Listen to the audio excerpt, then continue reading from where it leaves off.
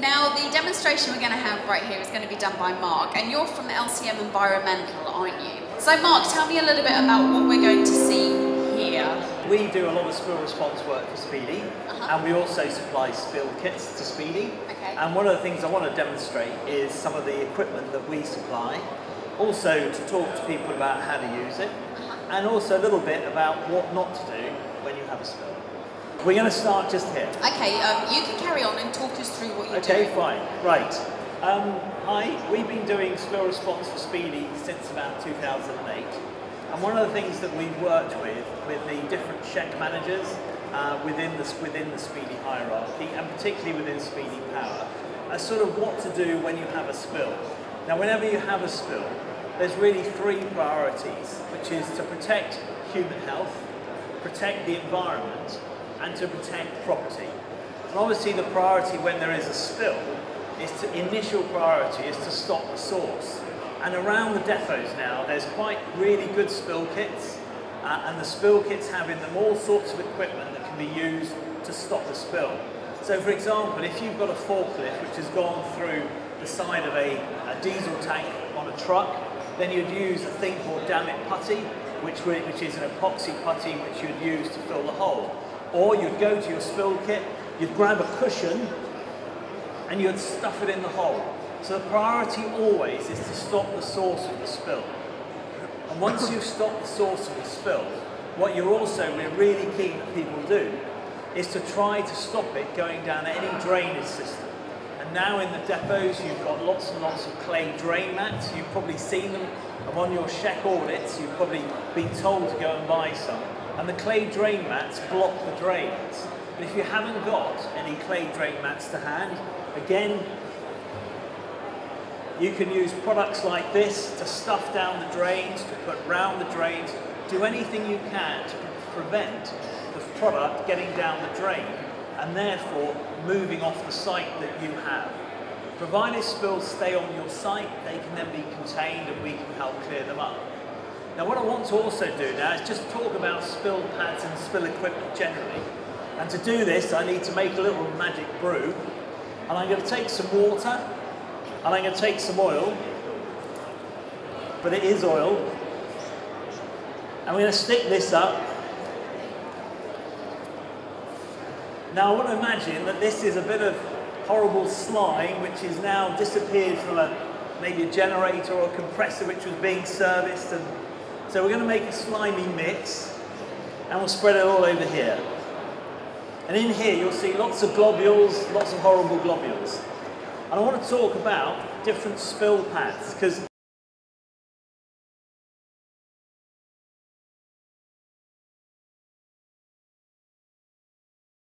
they're very transparent and they aren't very absorbent. But there's lots of others around which are really thick and all the rest of it. But there are three types of absorbent, and you'll notice there's three colours. We have black ones, which are classed as maintenance pads.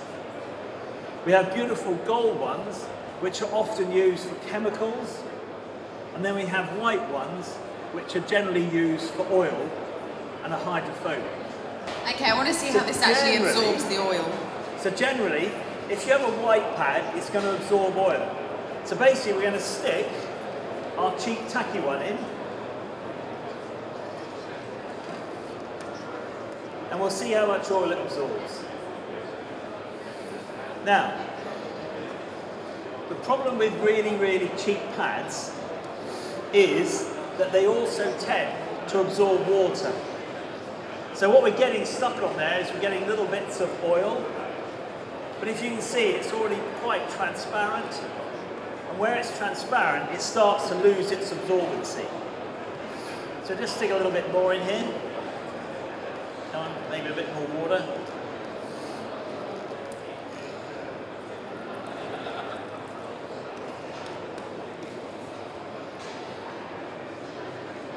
So what would you say is the difference between the thinner pads and the thicker pads in terms of how much of the oil they absorb? Yeah. Does it absorb a pad this size will absorb 1 litre, basically 1 litre of hydrocarbon. Now it won't absorb the water, it will just absorb the oil. Okay. because it's hydrophobic, the water will pass through it. So essentially you need less of it. Absolutely. So one of these will sort of absorb bits of oil and things like that, but it will absorb about 1/3 of a litre. Okay. So when you run to your spill kit, what you're really looking for is a pad which is reasonably thick and therefore has got far greater absorbency. Now basically we provide these pads, these cushions, and these. Now one of these, What are they? One of these, pardon? What are they? Now this is a sock, this is a 1.2 metre sock. The 1.2 metre sock, now what do you think this is? There you are. Right, this 1.2 metre sock absorbs about 10 litres, will then absorb 10 litres of oil. Does it expand when it absorbs Yeah, it that expands, much? and it really, becomes a bigger sock? It becomes a big sock. It does become a big sock. Okay, and then you have the cushions, and these absorb about the same as the sock. Okay? And you have one of these which absorbs about 1 litre. So basically, these are great products for absorbing. Now, ironically, these ones are not much more expensive than the little ones. And I'd advise when you're doing your audits or one of your site managers looking around, look at what you've got in your spill equipment that you've bought to make sure that basically your pads are nice and thick.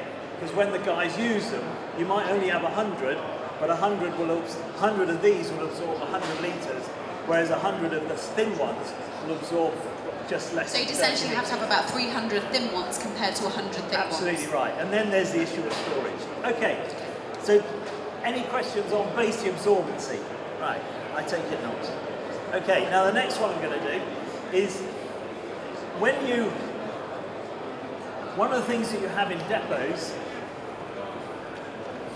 is you have lots and lots of containers and they're all lying around the place. And one of the things that we have is a little product called Bundy Quick, which is like a little mini bun. And what happens in a depot, we've had a number of spills where this has happened, is that the depot forklift has stuck its forks to the side of an oil tank on a truck. Or you've had a spill where somebody has stuck the forks through the side of an IBC and it's spilled onto the ground. It does happen. It sometimes happens, more often happens on your customer's sites than on one of your sites, but it does happen. Now the beauty about this is that Bundy Quick is a really, really simple thing which a driver could have in his cab that stows away to next to nothing. And if something like that does occur, this will absorb up to 45 litres of product. It's also very useful to have in the yard if you're trying to decant something from one to the other. So it's just a really nice little piece of kit which contain about 45 litres. So if the driver does have a problem with his fuel tank, he can stick this underneath and 45 litres will be absorbed by that. And do they come in different sizes, or is that just like the standard size? This is the really small one, ideal for trucks. So you do get we bigger? We can have up to 250 litres. Obviously they're a lot bigger, but it can carry about 250 litres. But it means that you can contain a spill quite easily. One of the things that you've also seen over here is plant nappies. I guess everyone's quite familiar with the concept of a plant nappy. Effectively, you stick your plant on it, and it has a liner. The liner is absorbent, and it has a hydrophobic liner in it, so water passes through it, but fuel doesn't. So when your little generator, or in this case, a much larger compressor, and we can make these up to the size of your own, the generators that Speedy use, it has a liner, and the liner captures the fuel, but allows the water to pass through. And so plant nappies are now pretty much an essential part of kit on site. Now, they have within them, they have a little piece, a liner, which is made of a material called Filtertech. I'll pass some of that round. I like this, it's like show and tell.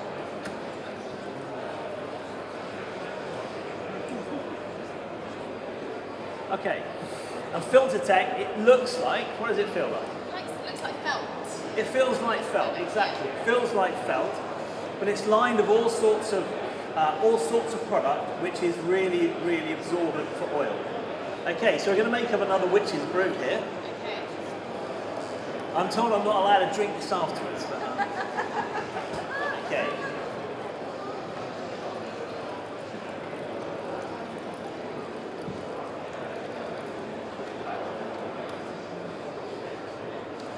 So this again is oil just going into the water.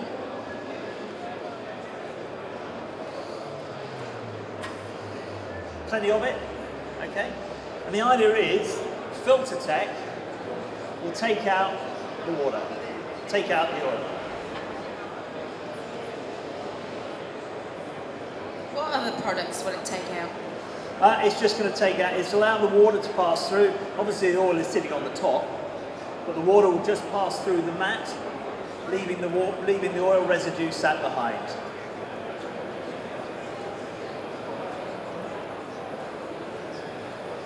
Obviously, there's a lot of oil in here, but you'll see it dribbling through as we talk about it. Now, the idea of a plant nappy, and most of you will be familiar with steel trays that we used to stick underneath to use that as a bund. The problem with bunds is they fill with water.